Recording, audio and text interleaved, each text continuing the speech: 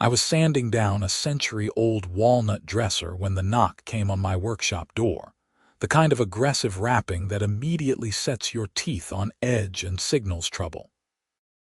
Through the sawdust-hazed window, I could see a woman in her early 50s with that particular shade of blonde that comes from a bottle, and a determination in her posture that screamed middle management on a power trip. She wore a pressed beige blazer despite the Phoenix heat pushing 95 degrees, and she clutched a leather folder like it contained nuclear launch codes. I wiped my hands on my work jeans and opened the door. The workshop sat at the back of my property in Scottsdale, Arizona, a detached building I had built myself 3 years ago when I moved here after retiring from 28 years with the United States Marshals Service. It was my sanctuary, filled with hand tools I had collected over decades, power equipment I had saved for years to buy, and projects in various stages of completion. Woodworking was what kept me sane after spending nearly 3 decades tracking fugitives and serving high-risk warrants. "Can I help you?" I asked, keeping my tone neutral. "Mr. Ivan Bradford." She did not wait for confirmation. "I am Patricia Hendricks, president of the Sunset Ridge Homeowners Association. I need to discuss a serious violation of our community standards." I leaned against the doorframe. "What violation would that be?" Patricia flipped open her folder with the flourish of a prosecutor, presenting damning evidence. "Your workshop structure was never approved by the Architectural Review Committee. According to our bylaws, any outbuilding exceeding 100 square feet requires written approval before construction. This building is clearly larger than that. I built this 3 years ago when I moved in," I said. "Nobody said anything about it then." "That's because the previous HOA board was negligent in their duties," Patricia said, her voice taking on a sharp edge. "I have been president for 6 months, and I am rectifying years of oversights. You have 7 days to either submit the structure for retroactive approval or remove it entirely." I felt that old familiar tension in my shoulders, the same feeling I got when a skip tried to run or a warrant service started going sideways. "Let me get this straight. You want me to tear down a building I have been using for 3 years because of paperwork?" "It's not just paperwork, Mr. Bradford. It's about maintaining property values and community standards. Your workshop is visible from the Martinez property 2 doors down, and frankly, it's an eyesore. The metal roof does not match the Spanish tile aesthetic we are trying to maintain in Sunset Ridge." The metal roof had been a practical choice in Arizona heat, far more durable than tile for a workshop where I needed ventilation and occasionally worked late into the evening. But I had learned long ago that logic and HOA boards rarely occupied the same universe. "I will submit the paperwork," I said, taking the diplomatic route. "Good. 7 days, Mr. Bradford. After that, we will be forced to take action." Patricia turned on her heel and walked back toward the main house, her heels clicking on the flagstone path. I watched her go, then returned to my dresser. The walnut grain had been perfectly revealed by the sanding, rich brown swirls that told the story of decades of growth. I ran my hand across the smooth surface and tried to let the work calm me down, but Patricia's visit had soured the afternoon. That evening, I sat at my kitchen table with the HOA bylaws, a document so dense and convoluted it made federal statute look like light reading. Buried in Section 14, subsection C, I found the provision Patricia had cited. Any structure over 100 square feet required Architectural Committee approval. Failure to obtain approval could result in fines, liens, or forced removal of the structure at the owner's expense. My workshop was 240 square feet. I had pulled a county building permit 3 years ago, passed all inspections, and never heard a word about HOA approval. The previous owner had mentioned the HOA was mostly inactive, collecting dues for landscaping the common areas and not much else. Apparently, that had changed. I spent the next 2 days filling out the application, a 12-page document that required everything short of a DNA sample. I included photos, the original building permit, inspection certificates, and a letter explaining the structure had been built in good faith 3 years prior. I submitted it to the HOA office, a small room in the community center, where a bored teenager working the desk stamped it received. 3 weeks passed. I heard nothing. I continued my work in the shop, finishing the walnut dresser and starting on a commissioned dining table for a client in Paradise Valley. The table was black mesquite, a local wood with dramatic grain patterns, and the client was paying $4,000 for the finished piece. On a Tuesday morning in early June, I returned from my usual 5-mile run to find a neon orange notice zip tied to my workshop door. The header read, "Notice of violation and pending enforcement action," in aggressive block letters. According to the notice, my architectural application had been denied. The reasons listed included incompatible roofing material, excessive size, commercial use in a residential zone, and general aesthetic concerns. I had 15 days to remove the structure or face escalating fines of $100 per day, with the HOA reserving the right to remove the structure themselves and place a lien on my property for all costs incurred. I read the notice twice, feeling my blood pressure rise. Commercial use. I occasionally sold pieces I made, but this was a hobby workshop, not a business. I paid taxes on any income as miscellaneous self-employment, minimal amounts that barely covered material costs most years. I called the HOA office. The teenager answered, sounded confused by my questions, and transferred me to Patricia's voicemail. I left a message asking for clarification and a copy of the committee's decision letter. She called back 3 days later. "Mr. Bradford, the decision is final. The committee was unanimous." "Can I appeal?" I asked, keeping my voice level.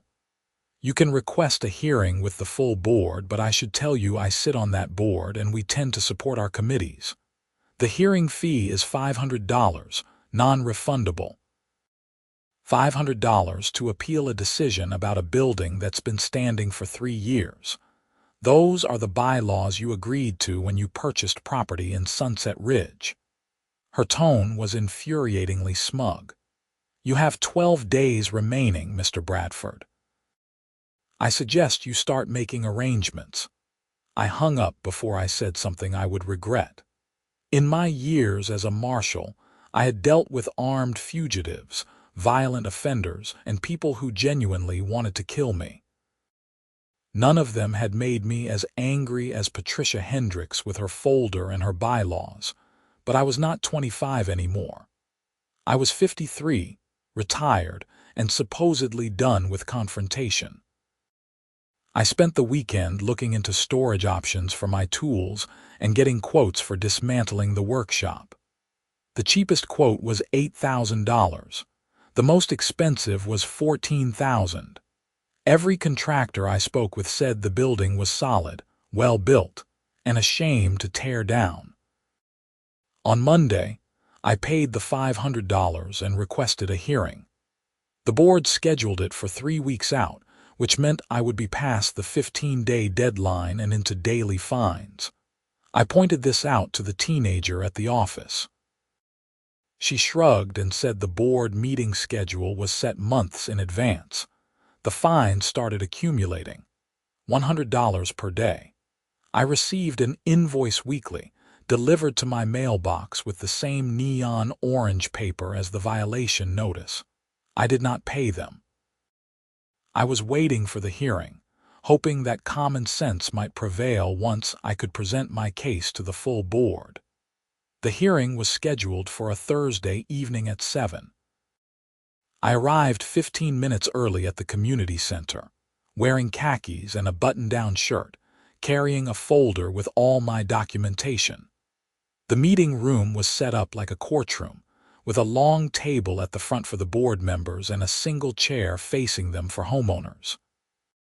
Patricia sat at the center of the table. To her left was a thin man in his 60s with wire-rimmed glasses, introduced as Gerald Martinez, the vice president. To her right was a heavy-set woman named Sharon Keller, the treasurer. Two other board members, Robert Chen and Deanne Foster, sat at the ends. All of them had copies of my file open in front of them. "Mr. Bradford," Patricia began, her voice formal, "you are here to appeal the Architectural Committee's denial of your workshop structure. You have 10 minutes to present your case." I stood, folder in hand, and laid out my argument. The building had existed for 3 years without complaint. I had obtained all proper county permits and passed inspections. The metal roof was a practical choice for a workshop in Arizona heat. I was not running a commercial operation, just pursuing a hobby that occasionally generated small amounts of income. The structure was well built, maintained, and not harming anyone. Patricia listened with a blank expression. The other board members looked various degrees of bored or hostile. When I finished, she glanced at her fellow board members.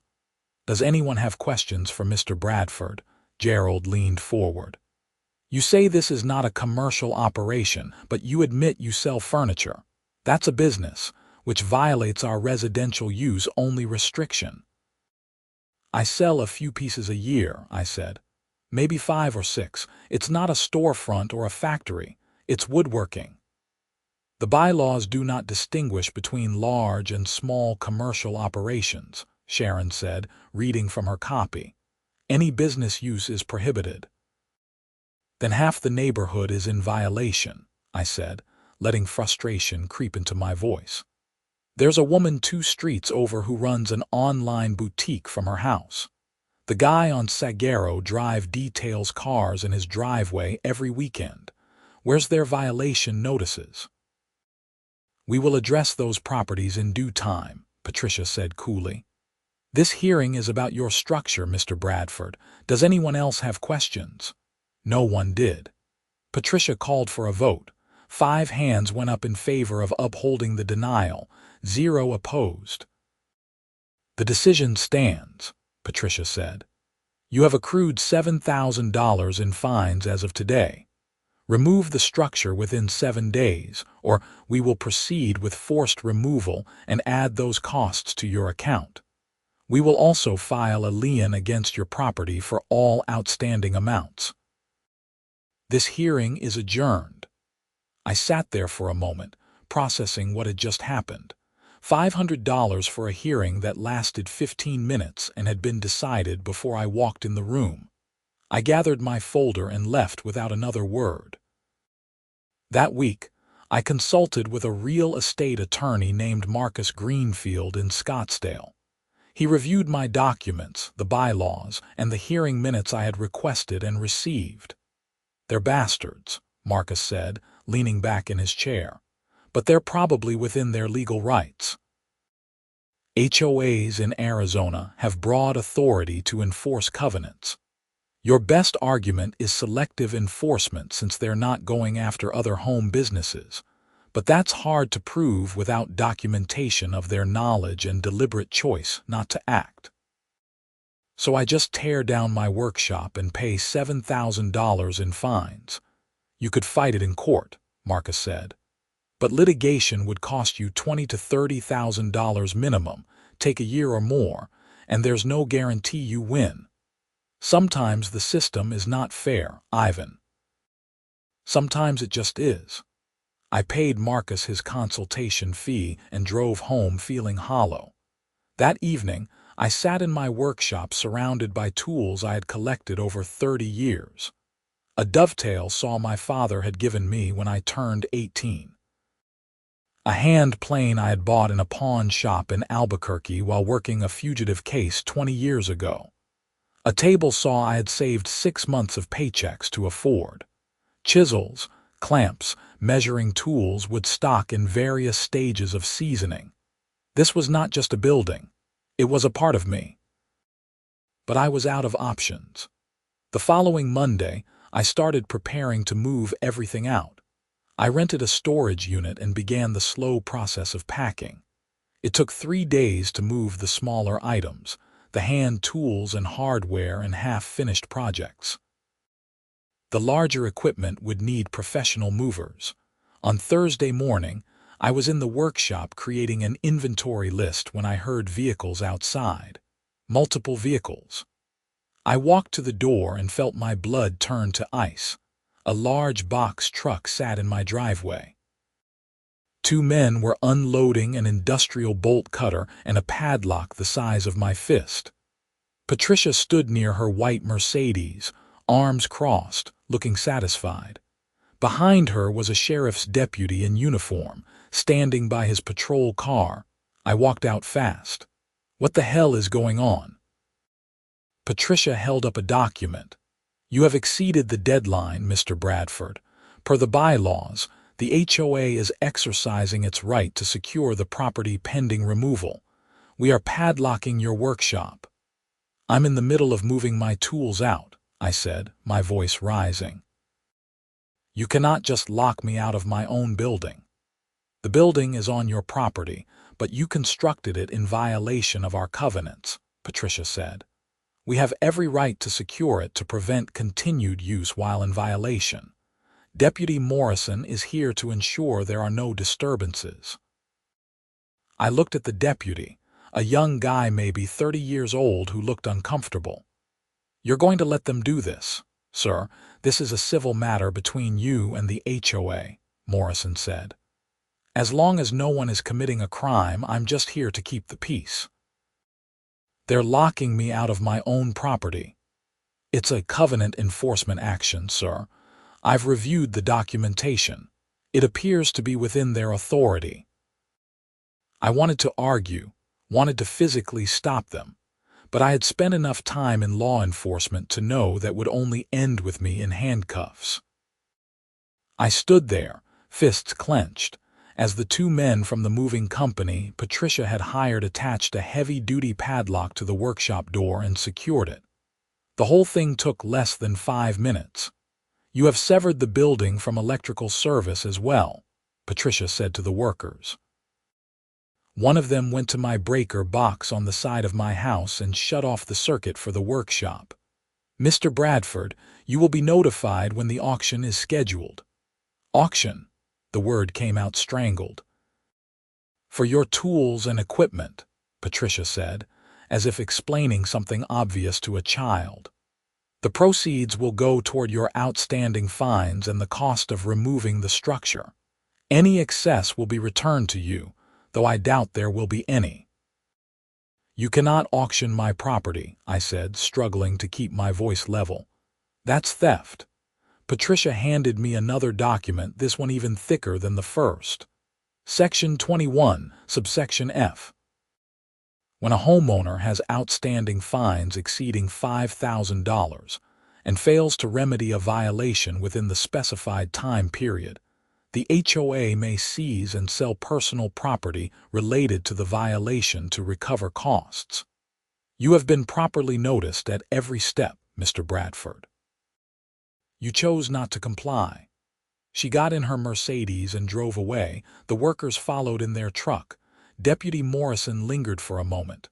Sorry, man, he said quietly. HOAs can be rough. Rough, I stared at him. They just stole my tools. Like I said, civil matter. You might want to talk to a lawyer. He got in his patrol car and left. I stood in my driveway staring at the padlocked workshop door for a long time. Everything I owned for woodworking was in there. 30 years of collecting, tens of thousands of dollars in tools, projects worth thousands more. Gone. Locked away behind a padlock because I had not gotten the right permission slip. Something cold settled in my chest, that old familiar feeling from my Marshall days when a case shifted from routine to personal. Patricia Hendricks had made a mistake. She thought she was dealing with some regular retiree she could push around with bylaws and procedures.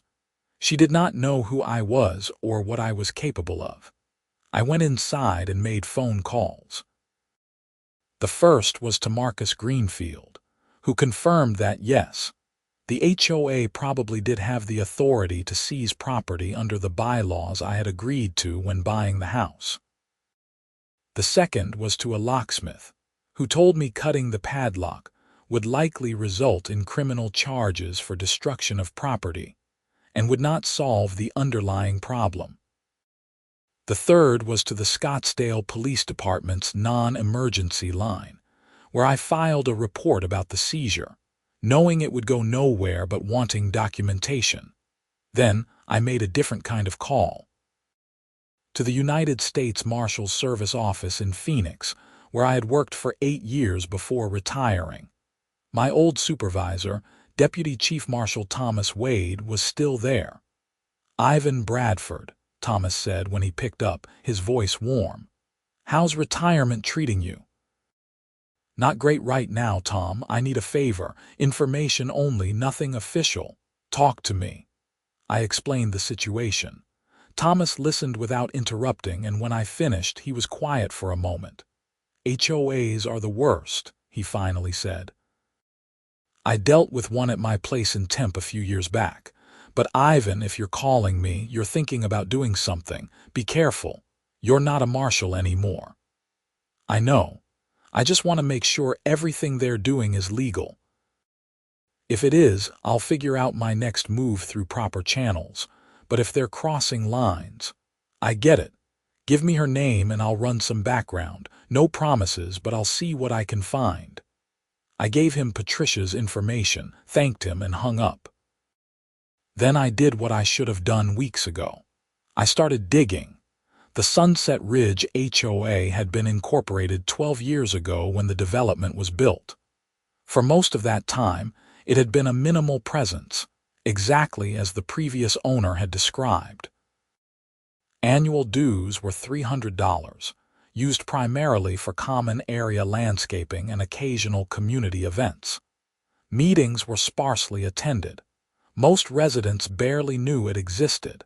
That changed 18 months ago. A small group of homeowners, led by Patricia Hendricks, ran for the board positions on a platform of restoring community standards and property values.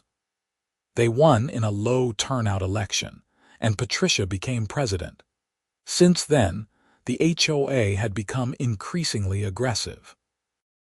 Dues had increased to $600 annually. Violation notices had increased by 300%. The HOA had hired a management company and a lawyer on retainer. I found all this in public records and community forums online, where dozens of residents complained about the new board's tactics. Several people mentioned Patricia specifically, describing her as vindictive and power-hungry. One couple had been fined for having the wrong color mailbox. Another had been cited for parking their RV in their own driveway for more than 24 hours, even though it was behind a gate and not visible from the street. The more I read, the angrier I got. This was not about community standards. This was about control and power. Tom called me back the next evening. "I have some information on Patricia Hendricks. Some of it's interesting." "I'm listening." "She's clean criminally. No arrests, no warrants, but she filed for bankruptcy 7 years ago after her husband left her. She was a real estate agent before the market crashed in 2008, did not work for 5 years, and has been doing medical billing from home for the past 3 years. She's been sued twice for unpaid debts, both cases settled. And here's the interesting part. She was removed from an HOA board in Tucson in 2015 after allegations of financial impropriety. Nothing was ever proven, but the board voted her out. Financial impropriety. Accusations she was using HOA funds for personal expenses. Again, nothing proven, No charges filed, but enough smoke that they removed her. I felt that cold feeling deepen. Tom, can you check something else for me? The Sunset Ridge HOA's financial records should be available to homeowners.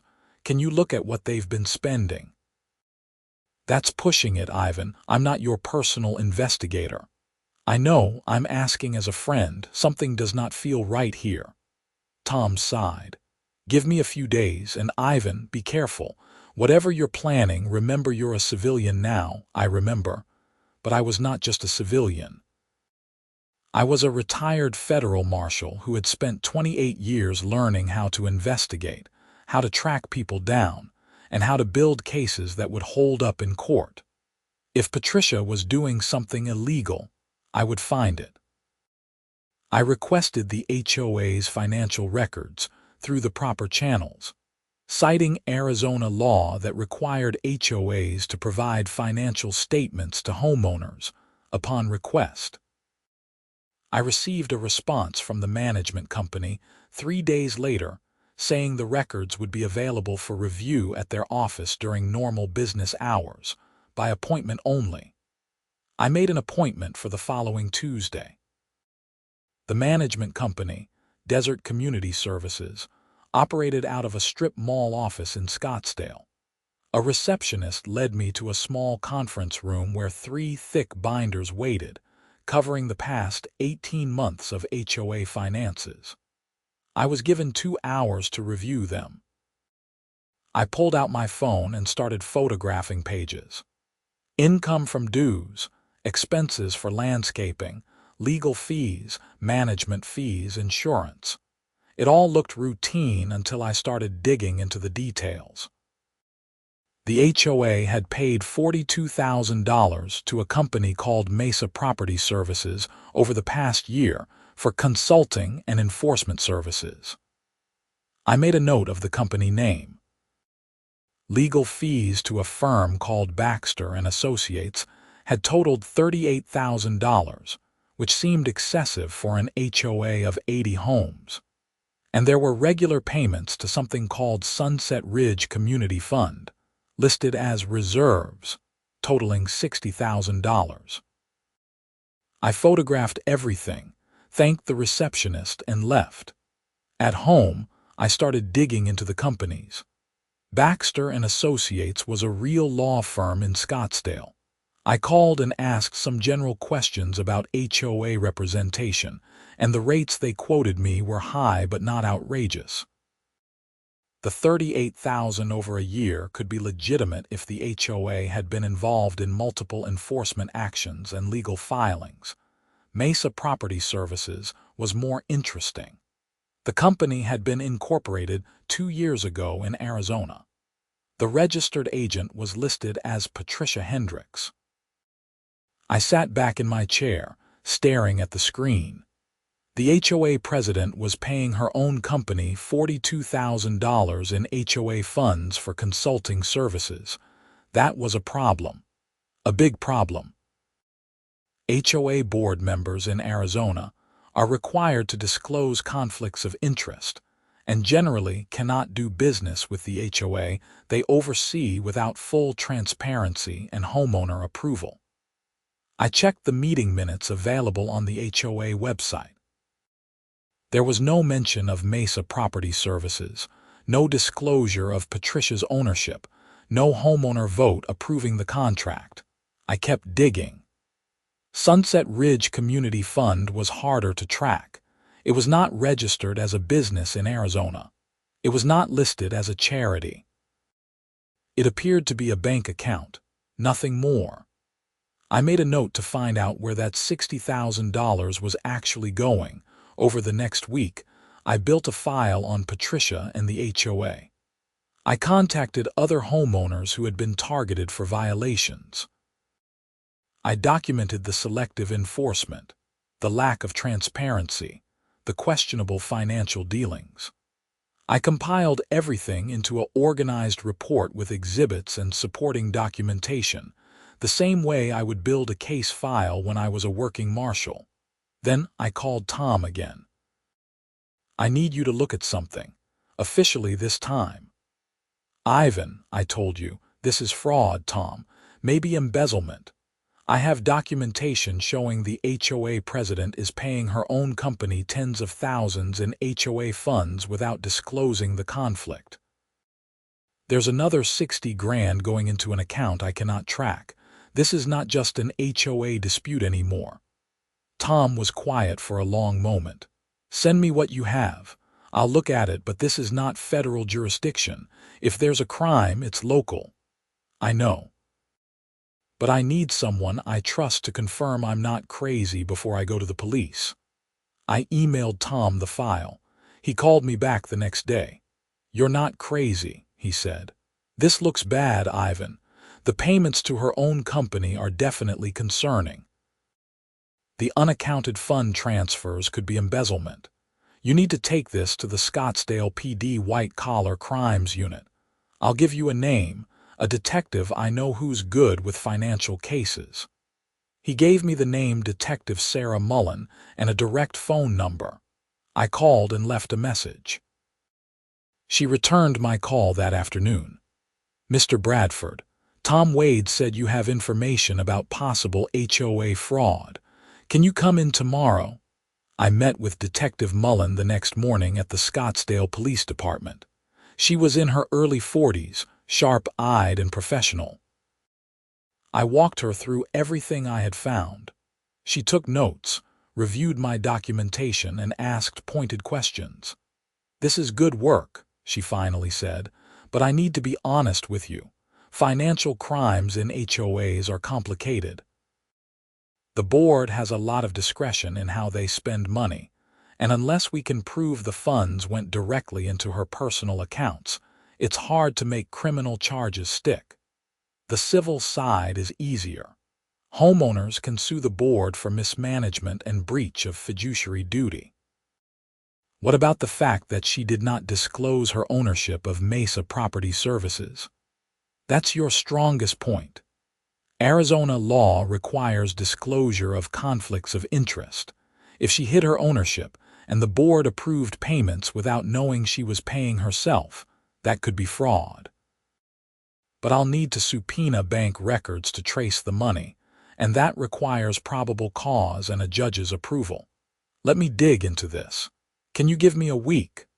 I left the police station feeling like I had finally taken a real step forward, but I still had an immediate problem. The auction of my tools was scheduled for the following Saturday, according to a notice I had received in the mail. The HOA was selling off 30 years of my life to pay for fines that might be the result of a corrupt board. I called Marcus Greenfield again.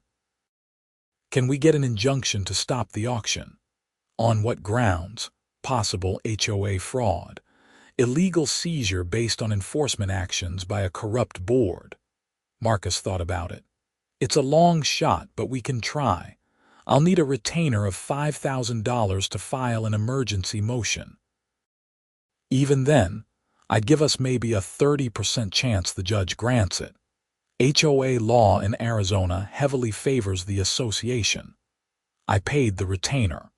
Marcus filed the motion on Thursday. The hearing was scheduled for Friday afternoon, less than 24 hours before the auction.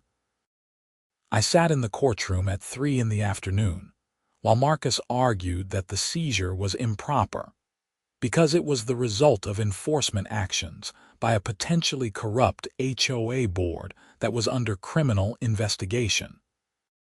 Patricia's attorney, a slick guy in his 30s from Baxter and Associates, argued that there was no criminal investigation, just allegations, and that the seizure was authorized under the bylaws regardless of the board's composition. The HOA had followed proper procedures at every step. The judge, a tired-looking woman in her 60s, listened to both sides and ruled from the bench. Mr. Bradford's allegations are concerning, but they are not properly before this court. The seizure was conducted under the HOA's bylaws, which Mr. Bradford agreed to. If he believes the board is corrupt, that's a separate issue to be addressed through criminal or civil proceedings. The auction may proceed. Motion denied. I walked out of the courthouse feeling numb. Marcus put a hand on my shoulder. "I'm sorry, Ivan, we tried." The auction was Saturday at 10 in the morning, held in the community center. I showed up because I could not stay away, even knowing what I would see.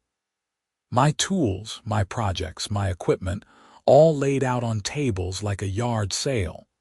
Patricia stood near the entrance with a clipboard, looking satisfied. About 20 people browsed the items, picking up my hand planes and chisels, examining my table saw and drill press.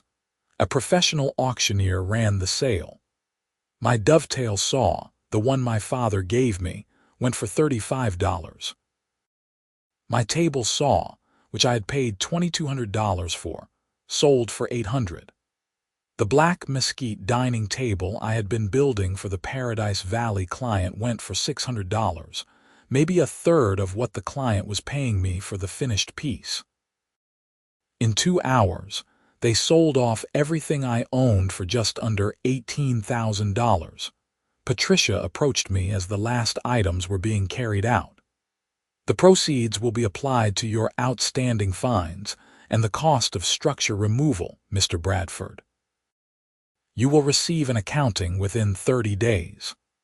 I looked at her, this woman who had destroyed my workshop and stolen my tools because she could, because the bylaws gave her the power and she enjoyed wielding it. I thought about everything I had learned over the past weeks, all the financial irregularities and hidden payments. "You made a mistake, Patricia," I said quietly. She raised an eyebrow. "Is that a threat?" "It's a fact. You think I'm just some retiree you can push around. You did not bother to find out who I am or what I'm capable of. That was a mistake. I know exactly who you are, Mr. Bradford. You're a homeowner in violation of covenants who refuse to comply with legitimate enforcement actions. Now, if you will excuse me, I have an accounting to prepare." She walked away. I left the community center and drove home. The padlock was off my workshop door now that they had emptied it. I walked inside and looked at the empty space. Sawdust still hung in the air, catching the light from the windows. The faint smell of wood and finishing oil remained. But everything else was gone. I sat on the floor in the empty workshop and let myself feel the loss for a few minutes. Then I got up and went back to work. Detective Mullen called me the following Tuesday. "Mr. Bradford, can you come to the station? I have some news." I drove there immediately. Mullen met me in a conference room with another detective, an older man named Robert Hayes. "We've been digging into Patricia Hendricks and the HOA finances," Mullen said. "You were right about Mesa Property Services. She owns it, and she never disclosed that to the HOA or the homeowners. We subpoenaed her bank records and the company's records. Over the past 18 months, she's paid herself just over $40,000 from that company, which got its money from HOA dues." "What about the Sunset Ridge Community Fund?" Hayes leaned forward. "That's where it gets interesting." The fund is actually a personal savings account in Patricia's name. She set it up 2 years ago, right before she ran for the board. She's been transferring HOA money into it, calling it reserves, but it's her personal account. $63,000 over 18 months. So she's been stealing from the HOA. "That's one way to put it," Mullen said. "Legally, we're calling it theft by fraud and breach of fiduciary duty. We've also found evidence she's been taking kickbacks from the management company, Desert Community Services. They were paying her a monthly fee to steer business their way. Can you arrest her? We can and we will. We're executing a search warrant on her house this afternoon and we'll arrest her at the same time. We will also be freezing the Sunset Ridge Community Fund account. The district attorney will be filing charges for theft, fraud, and embezzlement. Given the amounts involved, these are felonies." I felt a wave of satisfaction wash over me. "What about the other board members? We are looking at them too," Hayes said. So far, it looks like Patricia was the primary actor and she kept most of them in the dark. But if any of them knew about the fraud and did not report it, they could face charges too. When will this be public? The arrest will be today. The charges will be filed tomorrow. It'll be in the news by evening. That afternoon, I was in my empty workshop when my phone buzzed with a news alert. Scottsdale HOA president arrested for embezzlement. The article was brief, just the basics. Patricia Hendricks, president of the Sunset Ridge HOA, had been arrested and charged with multiple felonies related to embezzling over $100,000 from HOA funds.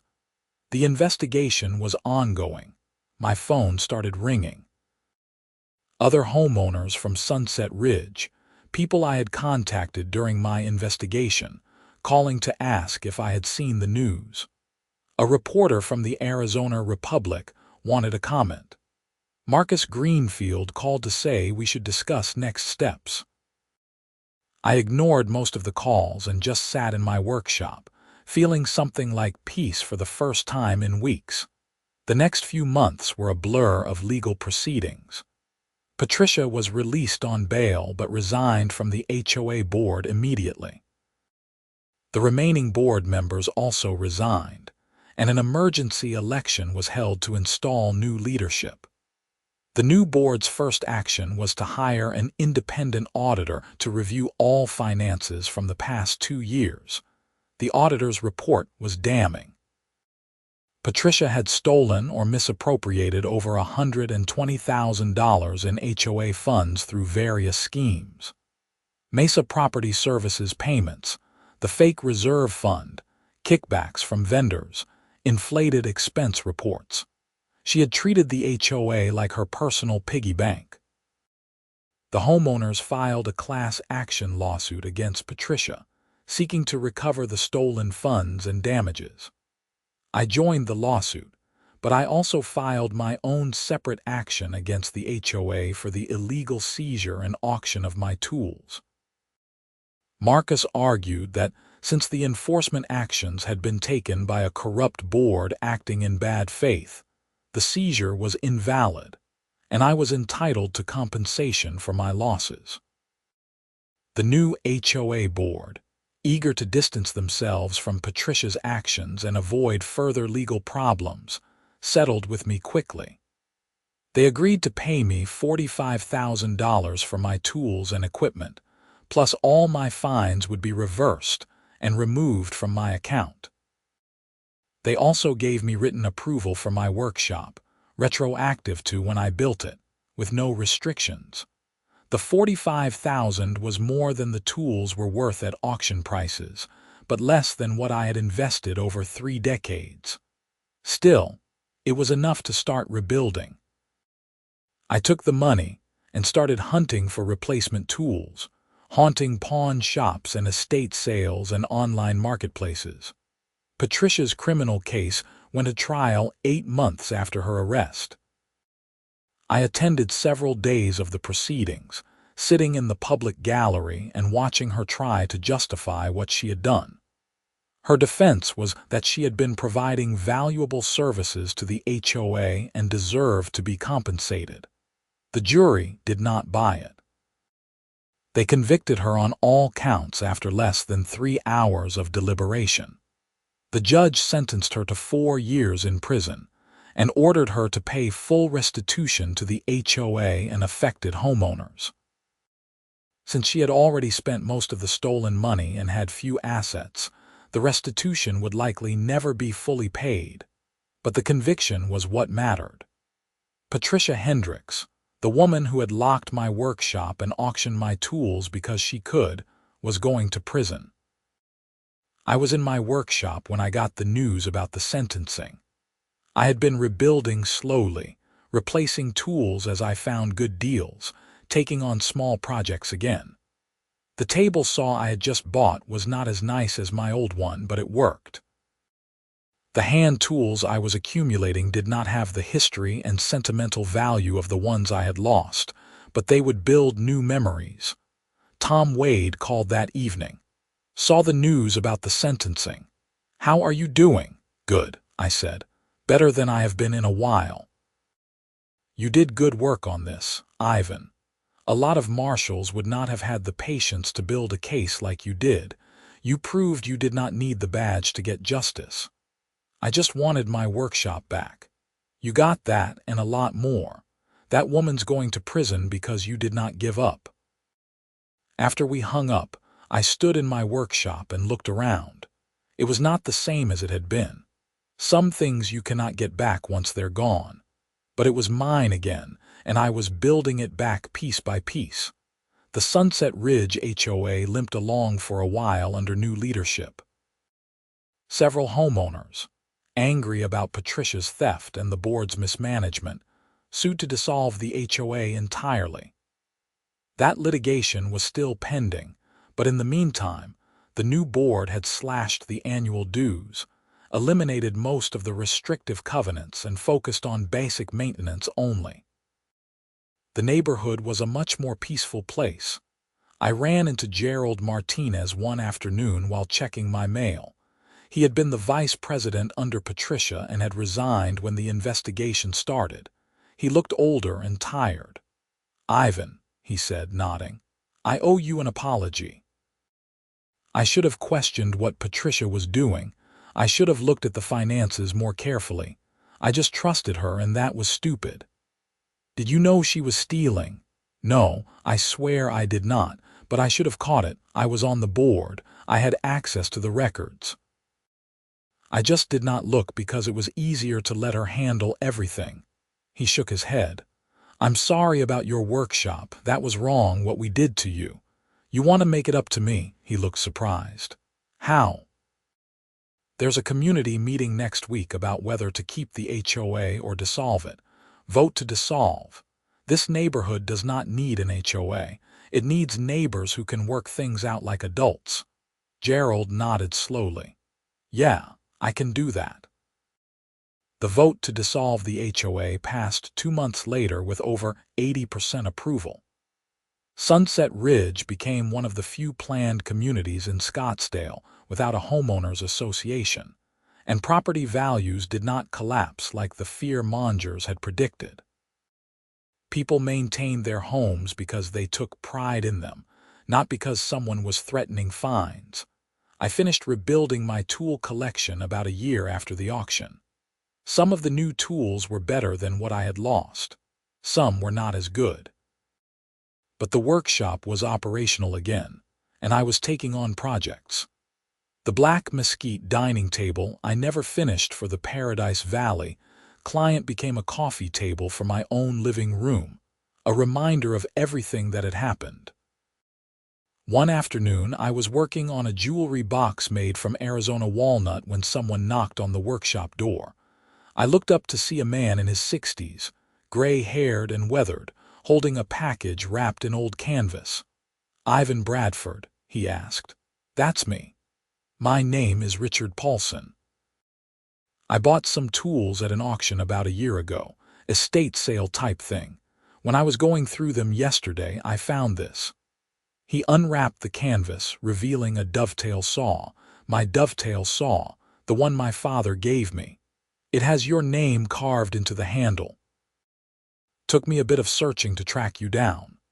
I took the saw, feeling the familiar weight of it, seeing my name carved into the cherry handle in my father's handwriting. He had done that the day he gave it to me, saying a craftsman should mark his tools. "How much do you want for it?" I asked, my voice rough. "Nothing. It should be with its owner. I read about what happened to you, that HOA mess. Seems like you've been through enough." I tried to insist on paying him, but Richard refused. He just tipped his head, said he hoped I got good use out of the saw, and left. I stood there holding the tool, feeling the decades of history in my hands. That night, I used the saw to cut dovetails for the jewelry box I was building. The blade was still sharp, the balance still perfect. Some things, once lost, could never be replaced. But sometimes, if you were lucky, they found their way back home. 2 years after Patricia's arrest, I was doing well. The workshop was fully operational, better organized than it had been before. I was taking commissions and teaching occasional woodworking classes at a community college in Phoenix. The neighborhood was quiet and peaceful without the HOA looming over everyone. I ran into one of the women who had served on the board with Patricia at a grocery store. Her name was Deanne Foster, and she looked embarrassed when she saw me. "Ivan, I just want to say I'm sorry for all of it. I should have stood up to Patricia when she was targeting you. I knew it was wrong, but I went along with it because it was easier." "Why did you go along with it?" I asked, genuinely curious. "Because she made me feel important," Deanne said quietly. "I retired 5 years ago, my kids are grown, my husband travels for work. Being on the board gave me something to do, a purpose. Patricia made me feel like we were doing something meaningful, protecting the neighborhood. I did not realize until too late that we were just bullies hiding behind bylaws. What are you doing now?" "Volunteering at the food bank. Actual meaningful work, helping people instead of harassing them." She smiled sadly. "I learned a hard lesson about power and what it does to people." We talked for a few more minutes, then parted ways. I thought about what she said while I drove home. Power corrupts, sure, but powerlessness corrupts too. Patricia had been a failed real estate agent, bankrupt and divorced, struggling to make ends meet as a medical biller. The HOA presidency gave her power over people who probably had better lives than she did, and she had wielded that power like a weapon because it made her feel important. I understood the impulse, even if I did not excuse it. My whole career had been about power in a sense, the power to arrest people, to kick in doors, to hunt fugitives and bring them to justice. The difference was accountability. I had supervisors, regulations, courts reviewing my actions. Patricia had operated with essentially no oversight until she crossed the line into outright theft. The last I heard, Patricia was serving her sentence at the Arizona State Prison Complex in Perryville. She would be eligible for parole in another 18 months.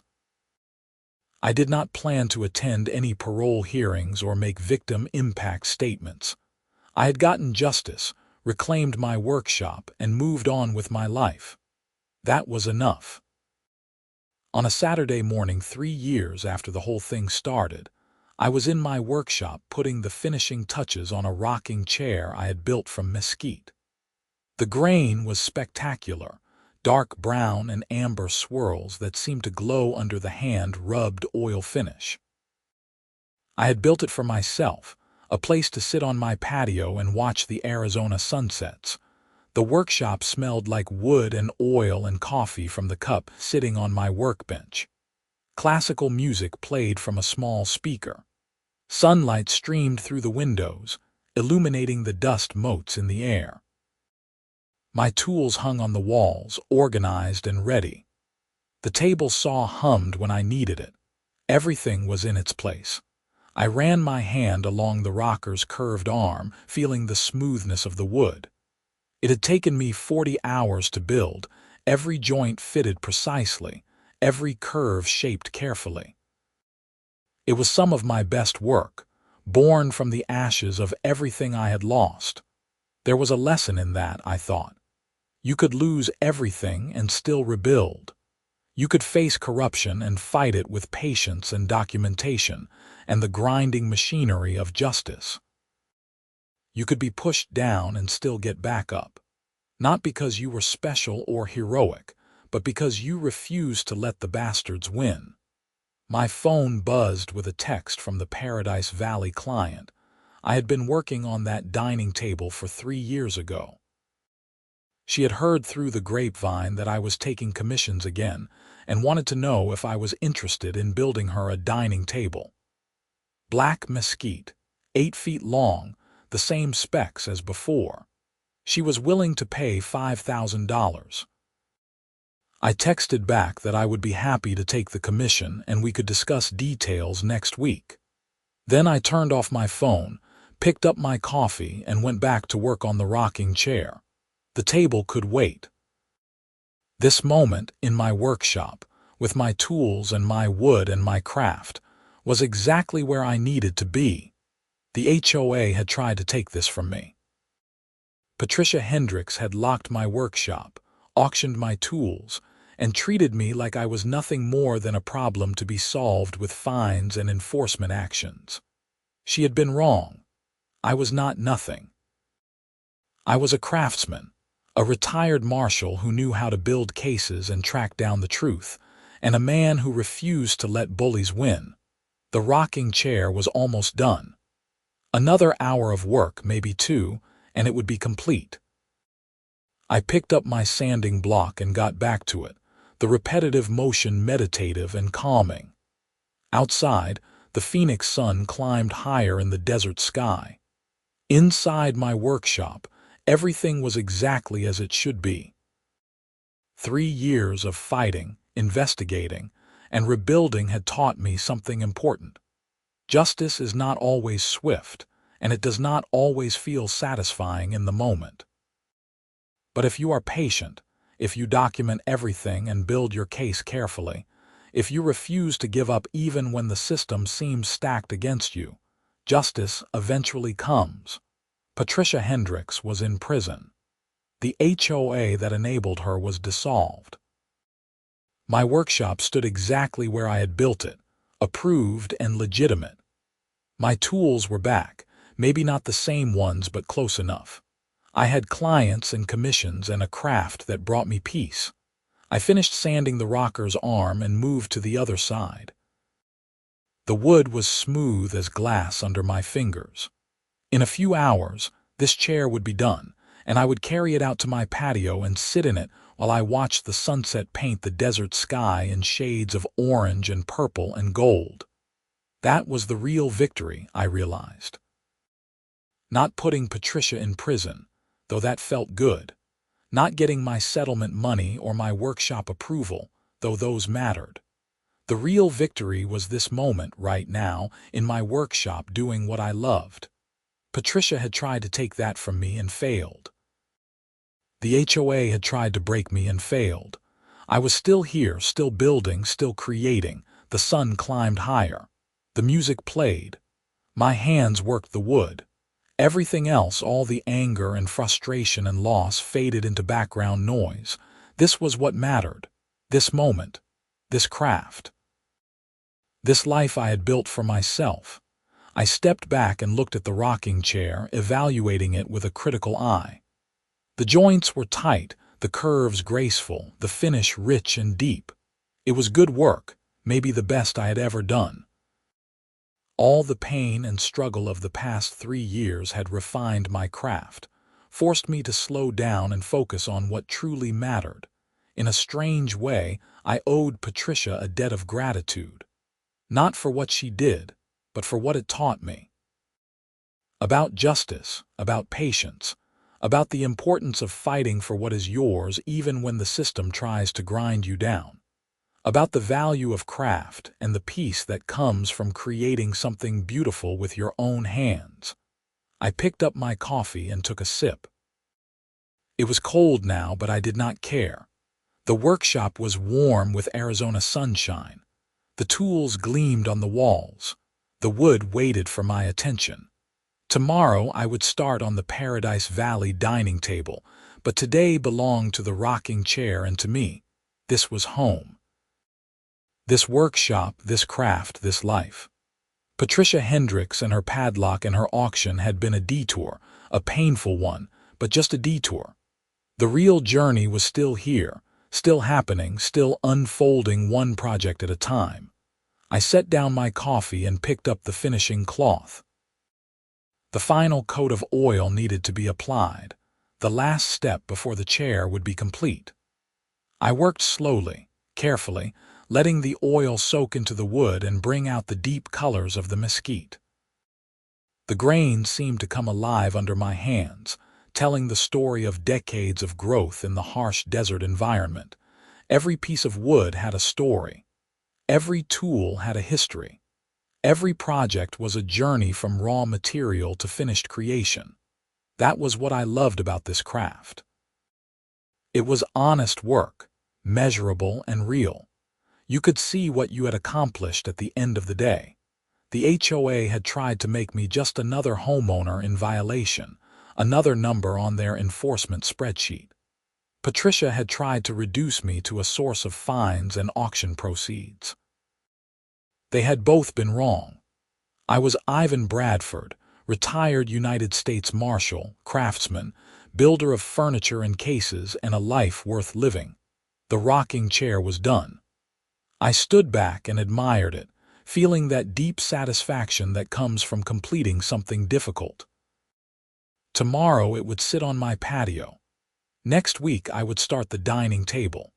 Next month there would be other projects, other commissions, other opportunities to take raw wood and transform it into something beautiful. But right now, in this moment, I was exactly where I needed to be. In my workshop, surrounded by my tools doing work that mattered. Patricia was in prison. The HOA was gone. Justice had been served. And I was still here, still building, still creating.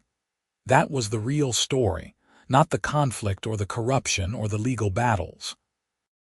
The real story was resilience, the ability to rebuild after loss, to fight for justice when you have been wronged, and to keep creating no matter what obstacles are thrown in your path. I cleaned my tools and put them away, each one in its proper place. I swept the floor and wiped down the benches. I turned off the lights and locked the door, using my own lock now, not Patricia's padlock. As I walked back to my house in the fading afternoon light, I felt something like contentment settle over me. The past 3 years had been hard, no question. But I had come through them stronger, wiser, and more certain of what truly mattered in life. Tomorrow would bring new challenges and new projects. But tonight, I would sit on my patio with a cold beer and look at the empty space where the rocking chair would soon sit, and I would know that I had won. Not just against Patricia and the HOA, but against the part of myself that wanted to give up, that wondered if fighting was worth it, that considered just walking away. I had fought. I had won. And now I was home in every sense of the word. The workshop stood behind me, solid and permanent and mine. The tools waited inside, ready for whatever I wanted to create next. The wood was there, full of potential and possibility. This was my life now. Not chasing fugitives or serving warrants, but building furniture and teaching classes and living quietly in the Arizona desert. It was a good life, made better by the knowledge that I had defended it when it was threatened, that I had stood up to corruption and won. Patricia Hendricks had padlocked my workshop and auctioned my tools. She had not known I was a retired federal marshal, a man who knew how to investigate and build cases and fight through the system until justice was served. That had been her mistake, and it had cost her everything. Me. I had lost some tools and time and peace of mind, but I had gained something too. A deeper appreciation for what I had, a clearer understanding of what mattered, and the satisfaction of knowing that when it counted, I had not backed down. The sun was setting now, painting the sky in brilliant colors. I sat on my patio and watched the light fade, thinking about rocking chairs and dining tables and all the projects still to come. Tomorrow, I would start building again. Tonight, I would just sit here and enjoy the peace. The HOA was gone. Patricia was in prison. My workshop was mine, and I was exactly where I belonged, doing exactly what I was meant to do. Building, creating, living. That was victory enough for anyone.